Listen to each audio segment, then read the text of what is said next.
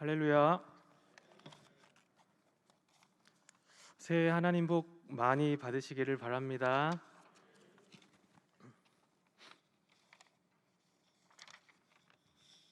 2022년 정말로 여러분들 새해 하나님 복 많이 받았으면 좋겠습니다. 그리고 또 2022년에 바라는 것은 여러분들의 크고 작은 결정들 하실 거지 않습니까? 그 결정들에 하나님의 복이 있기를 원합니다. 정말 중요한 것 같아요. 그 결정들이 하나님의 복이 있고, 그리고 그 결정에 의해 값진 열매들이 있기를 주님의 이름으로 축원합니다. 성경에도 여러 인물들, 캐릭터들이죠. 여러 인물들이 크고 작은 결정들을 했는데, 어떤 사람들은 좋은 결정한 사람도 있고, 어떤 사람들은 그르친 결정을 하는 사람들도 있습니다. 좋은 결정하는 사람들 몇몇 창세기에서 뽑아보자면 아브라함과 이삭과 야곱을 들을 수 있을 것 같습니다. 아브라함은 창세기 12장에 떠날 결정을 했습니다. 갈 바를 알지 못하나 본토 친척 아비집을 떠났죠.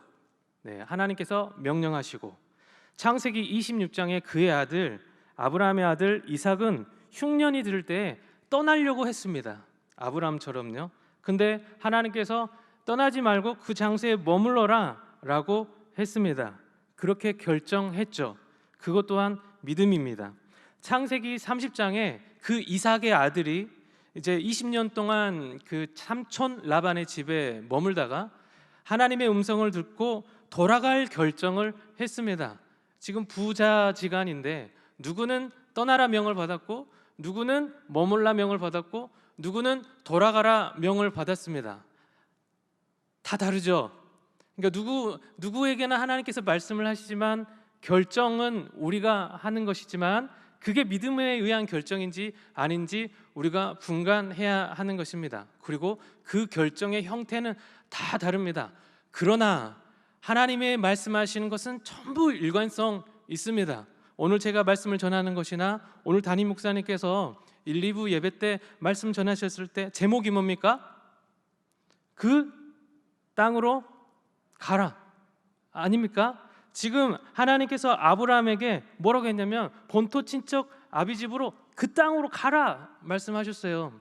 근데 이삭은 그 땅에 머물러 있으면서 흉년이 들어서 떠나려고 했는데 하나님께서 이 땅으로 그대로 머물러 있어라, 그 땅에 머물러 있어라 말씀하신 겁니다.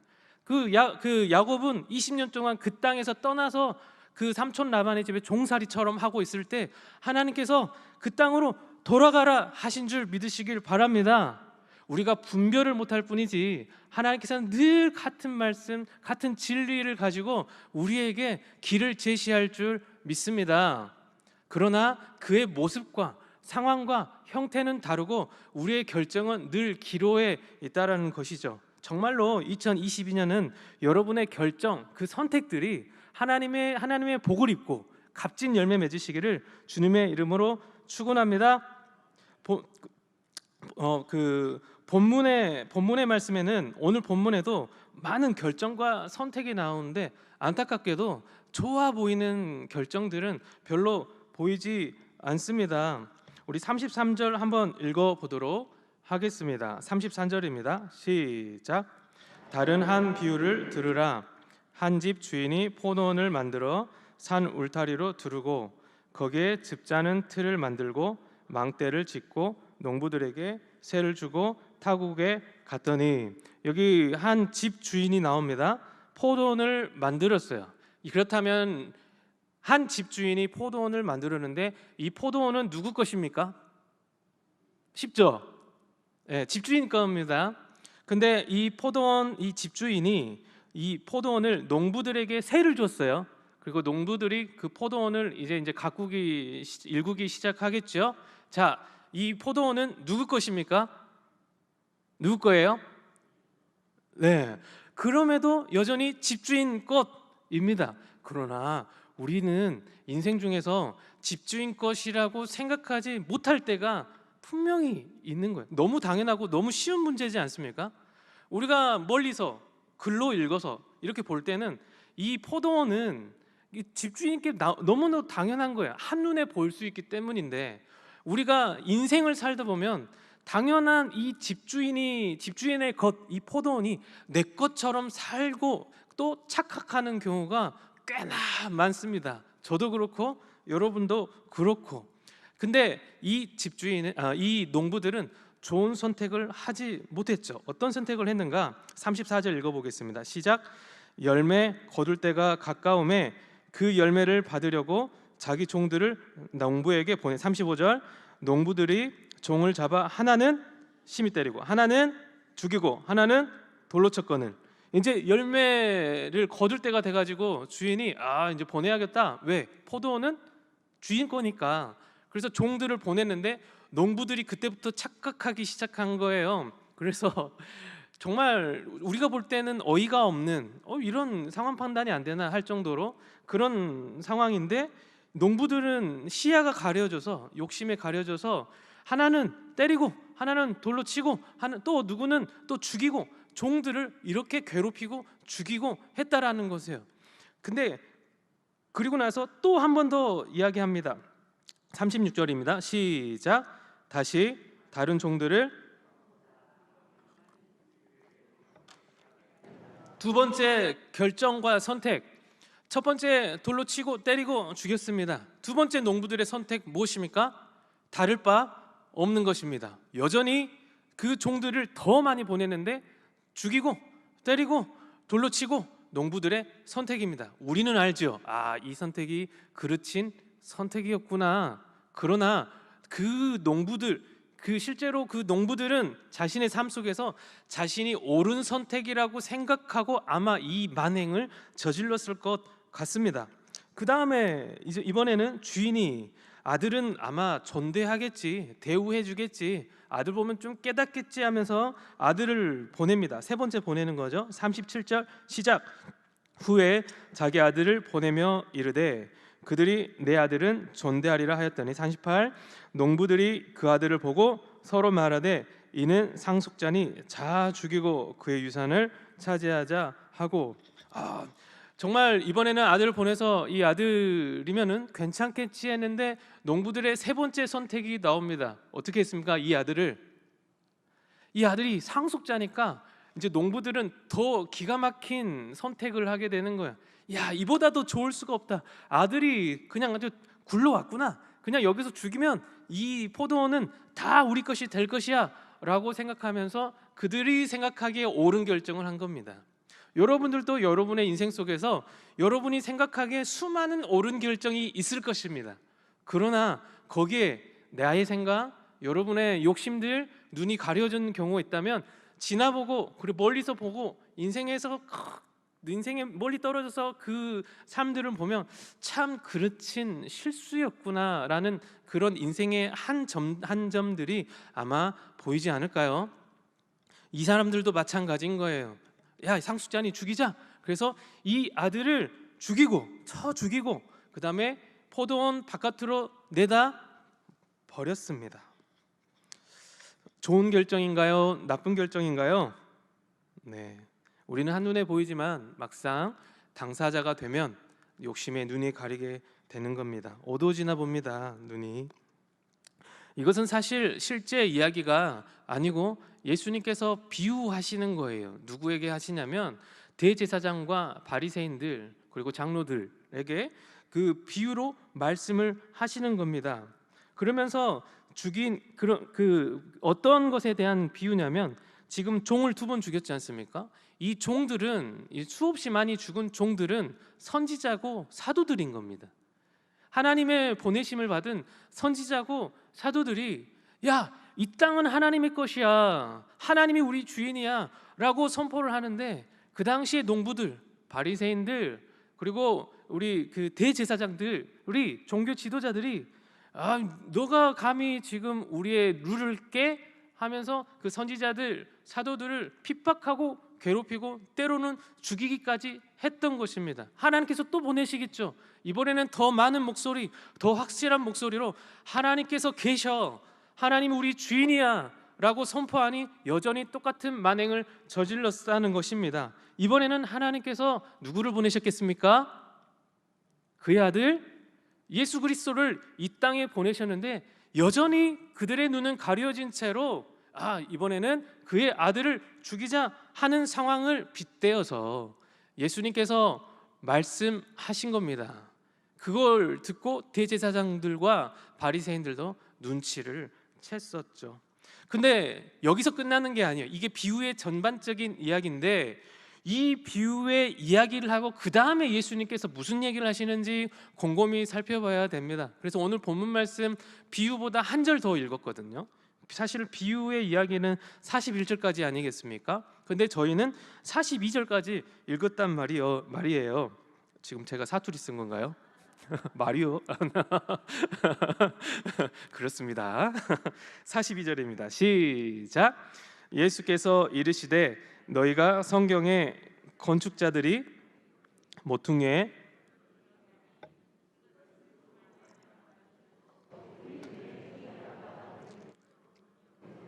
아멘. 이 건축자들의 버린 돌이 모퉁이의 머릿돌이 된다라는 것을 들어본 적이 없느냐? 이게 우리 눈에 기이하도다라는 것을 읽어본 적이 없느냐? 예수님께서 이렇게 비유하시고 이 말씀을 툭 던져 넣으시는 거예요.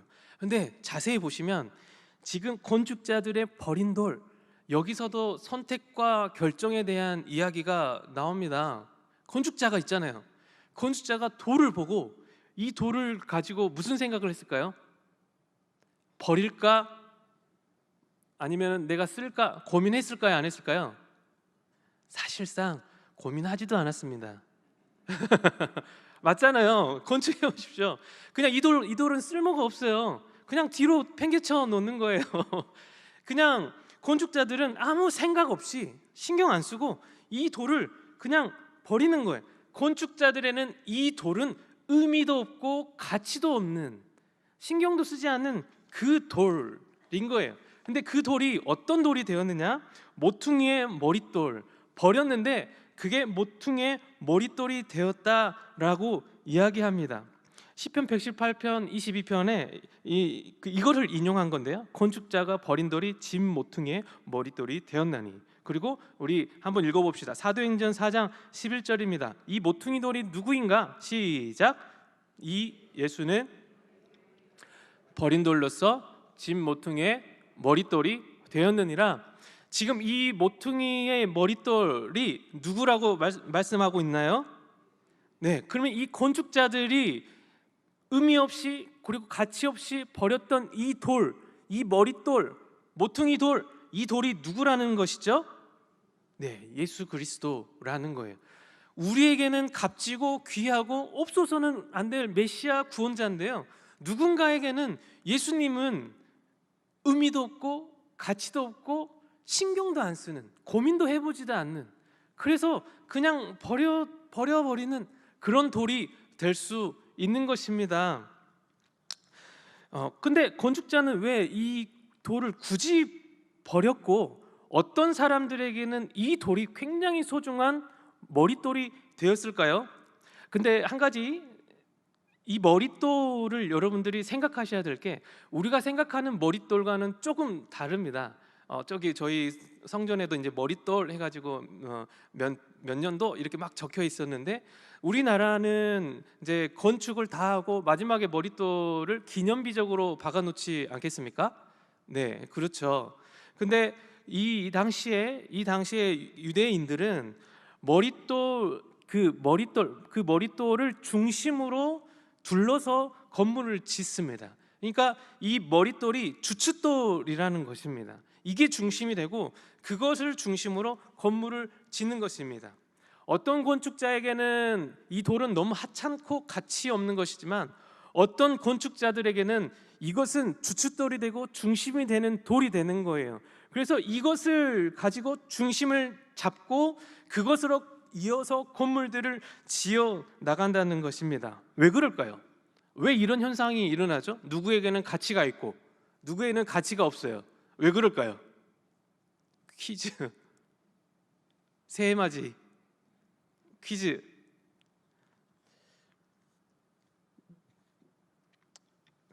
설계 도면의 차이가 있는 것입니다. 오늘 설교 제목이 설계도인데요, 내가 여러분의 인생의 도면 속에 모퉁이 돌이 중심에 있느냐, 여러분의 인생의 도면 속에 그게 가치가 없는가가 올 한 해 엄청나게 중요한 여러분의 인생의 큰 기로가 될 것 같습니다. 여러분 인생 가운데 여러분의 인생의 설계도면에 예수님이 계신가요? 처음부터 건물을 지을 때, 아니면 중간에 끼워 넣는 어떤 돌로 놓고 계신가요? 아니면 처음부터 가치도 없고 신경도 안 쓰고 내 인생의 올 한 해 계획에 내가 부하기 위해서, 승진하기 위해서, 가정을 꾸리기 위해서, 취업 아니면 어떠한 일들, 건강을 위해서 그 계획들이 있겠지 않습니까? 그 계획, 그 설계 도면에 그 모퉁이 머릿돌이, 주축돌이 혹시 있으신가요? 아니면 없으신가요? 누군가에게는 여러분의 인생에 별로 도움이 되지 않는다 생각하고 저리 뒷전에 치워두고 여러분의 설계도를, 설계도면을 짜고 있을지도 모릅니다. 크리스찬이라고 할지라도요, 성도님이라고 할지라도 우리 인생을 짜는데 그 모퉁이 머릿돌이 없을 수도 있겠다. 누군가에게는 그게 여러분이 될 수도 있겠습니다. 예수님을 2022년 예수님을 내 마음에 모시고 설계도를 짜느냐, 아니면 내 설계도에는 예수님은 상관이 없기 때문에 그 설계도면에 예수님의 모퉁이돌 할 것을 지워버리고 계획하느냐, 2022년 새해를 시작하면서 우리가 확인해 볼 문제입니다. 우리는 진로를 결정할 때 가장 중요한 것 한번 따라해 볼까요? 예수님이 나의 설계도면에 머릿돌이 되어야 한다.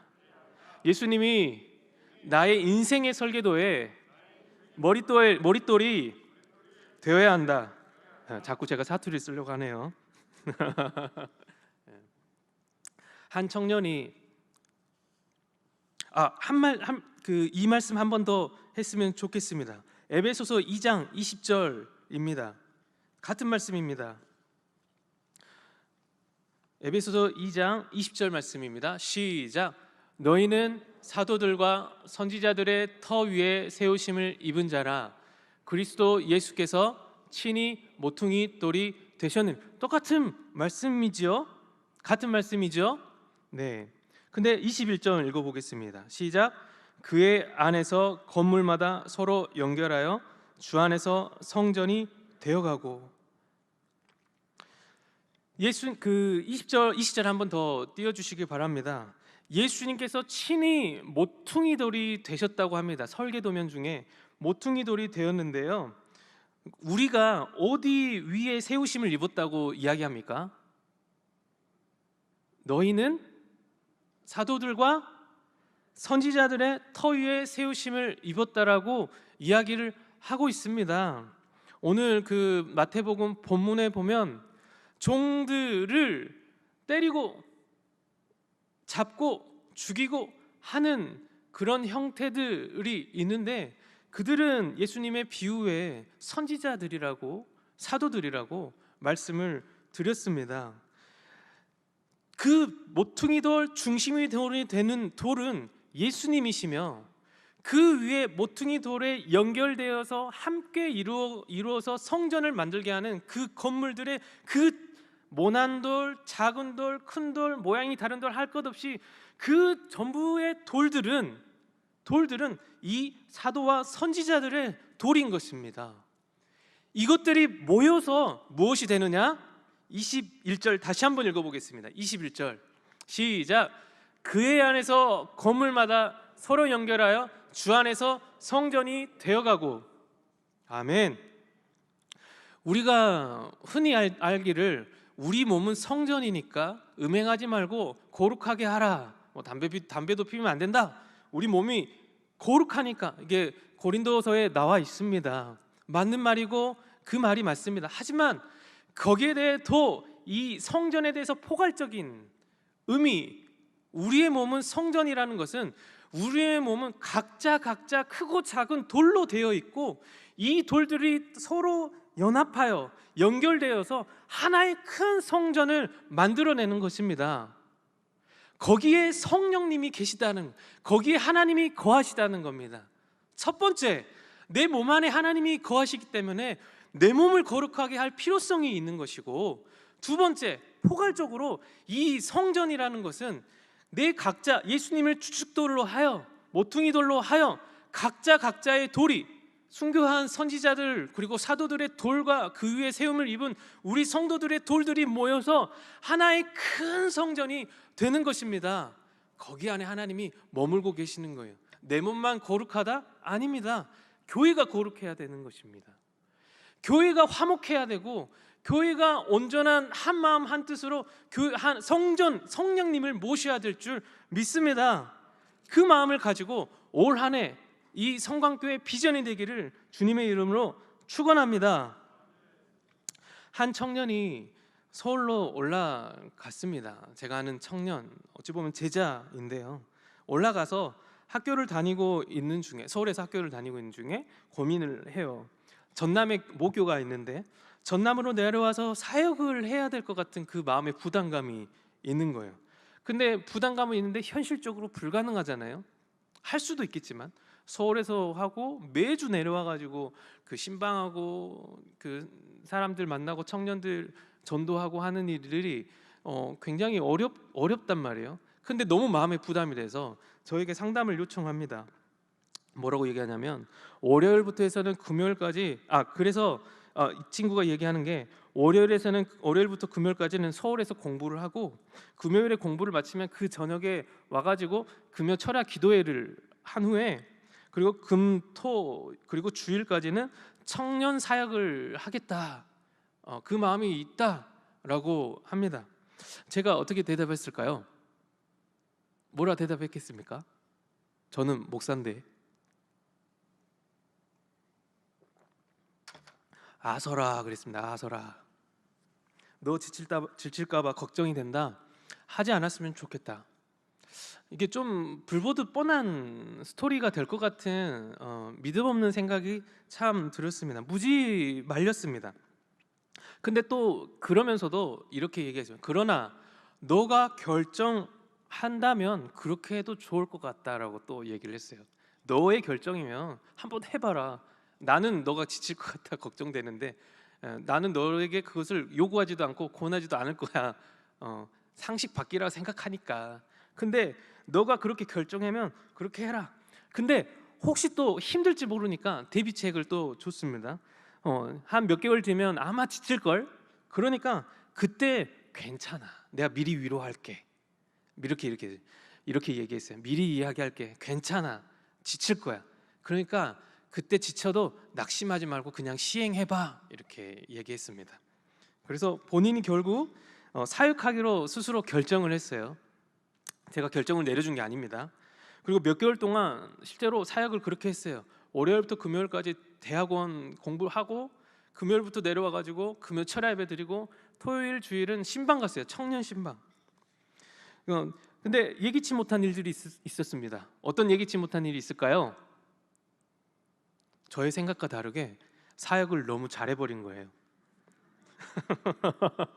저의 우려와, 그러니까 저의 믿음 없음이 증명이 된 거잖아요. 저의 우려와 달리 너무 그것을 잘 해낸 거예요. 그리고 그 매주 금요일, 토요일, 주일 그 청년은 신방을 하러 다녔어요. 그 다른 청년 임원들이랑 신방을 하는데 열매가 생기는 거예요. 잘 되고 있어요.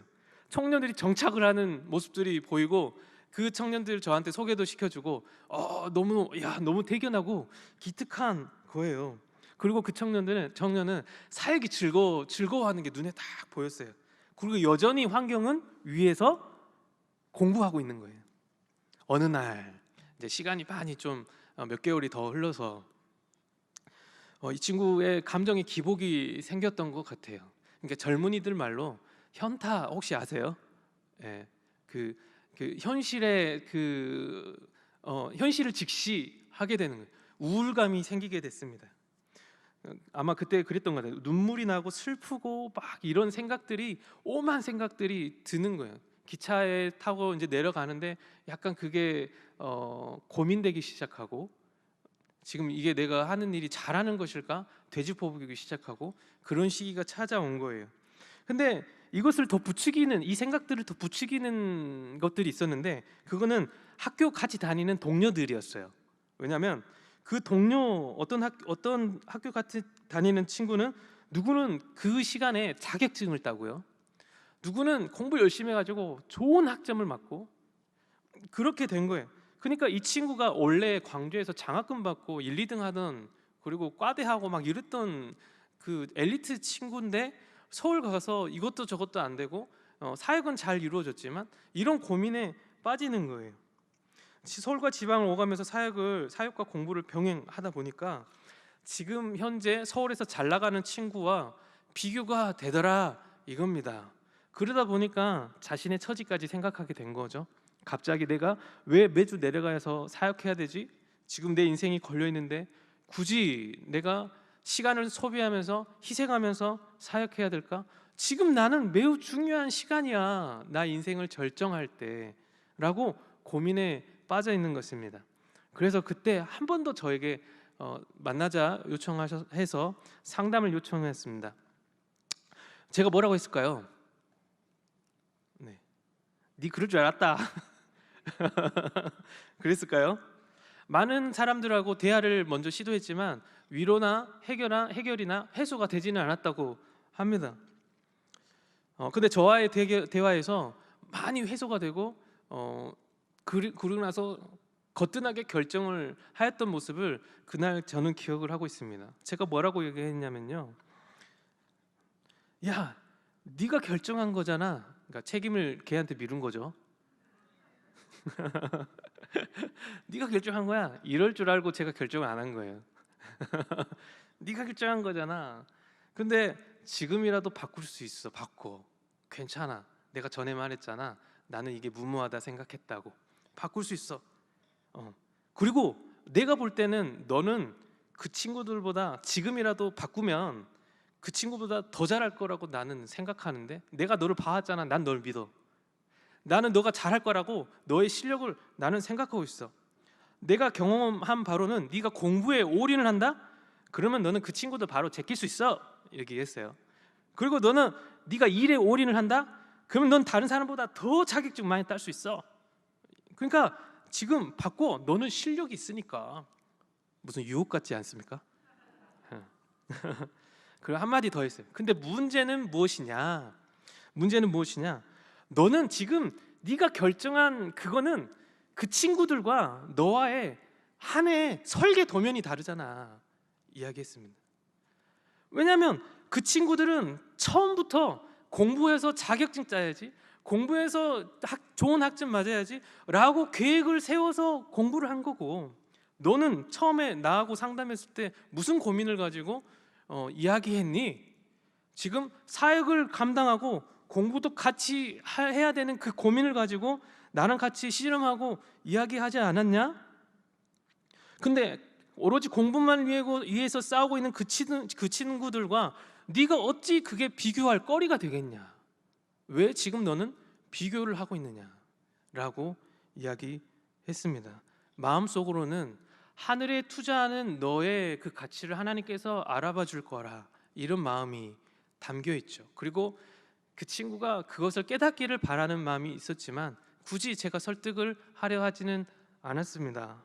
근데 역시 지혜롭고 은혜로운 청년이고 기특한 청년인지라 그 말에 영감을 얻어서 마음을 전부 다 정리하고 다시 올라가서 사역도 여전히 병행하면서 공부도 다시 비교하지 않고, 자기 안에 공부 양이 적으면 학점이 적은 게 당연한 것 아니겠습니까? 나는 일을 하니까, 나는 하나님의 사역을 잘하니까 하나님께서 알아서 틀렸던 것도 맞추게 해주겠다. 분명히 그런 기적이 있습니다. 있어요. 저는 많이 경험해봤습니다. 너무 모질하면 좀 그러는 것 같아요. 제가 많이 모질했어요. 근데 저는 그런 경험이 아주 많습니다. 정말이에요. 근데 어느 정도 수준을 가면은 실력은 어쩔 수 없는 거예요. 노력한 만큼 설계 도면이 다른 거죠. 그리고 또 몇 개월 후 그 친구가 직장에 들어간 거예요. 교육청 직원으로 잘 들어갔답니다. 통화로 이야기했어요. 야, 너 잘 들어간 거 맞아? 저는 그 직장을 잘 모르니까. 근데 그 친구가 잘 들어간 거 맞아요. 그래요. 앞으로 계속 할 줄 모르겠지만 여기가 정말 좋은 것은 맞아요. 하나 궁금한 게 있어서 한 번 더 물어봤습니다. 그래? 그러면 너 나랑 그때 설계도 이야기할 때 그때 옆에 그 학점 잘 맞고 그 자격증 땄다는 그 친구들 지금 뭐 하고 있냐? 그냥 세상 궁금한 거예요. 예, 뭐 하고 있냐? 그랬더니 뭐라고 대답한 줄 아세요? 아직도 공부하고 있어요. 하나님의 그 섭리가 느껴지지 않습니까?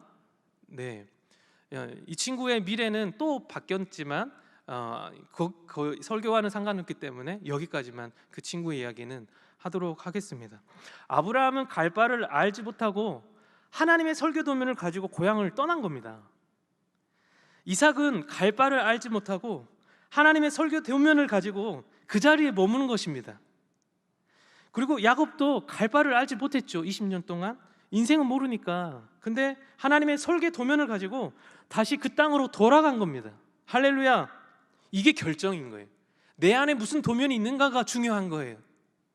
근데 농부는 눈이 어두워서 옳지 못한 결정을 본인이 스스로 옳다 여기면서 결정했고, 건축자는 본인의 설계도에 그 돌이 여전히 없기 때문에 그 돌이 여전히 버릴 돌, 가치 없는 돌이라서 그냥 버렸던 거고, 어떤 사람에게는 그 돌은 매우 소중한 모퉁이의 머릿돌이 되기 때문에 건물의 중심이 되었다는 것입니다. 이 머릿돌이 예수님이십니다. 할렐루야. 그 머릿돌인 겁니다. 그 머릿돌이 여러분의 인생의 설계도면, 최소한 2022년의 설계도면에 있기를 원합니다. 2022년 한 해의 시작에 가장 중요한 일은 여러분들이 어떤 설계도면을 그리는가입니다. 기도하도록 하겠습니다. 살아계신 하나님, 한 해를 시작합니다. 시작할 때 내 안의 설계도면이 어떠한가 고민하게 하여 주시고, 좋은 결정, 좋은 선택 할 수 있도록 주여 허락하여 주시옵소서. 혹여나 농부와 같이 무지한 일을 행할 때 주님 부족하오니 미리 와서 말씀하여 주시고 미리 와서 책짓질하여 주시옵소서. 예수님 이름으로 기도합니다. 아멘.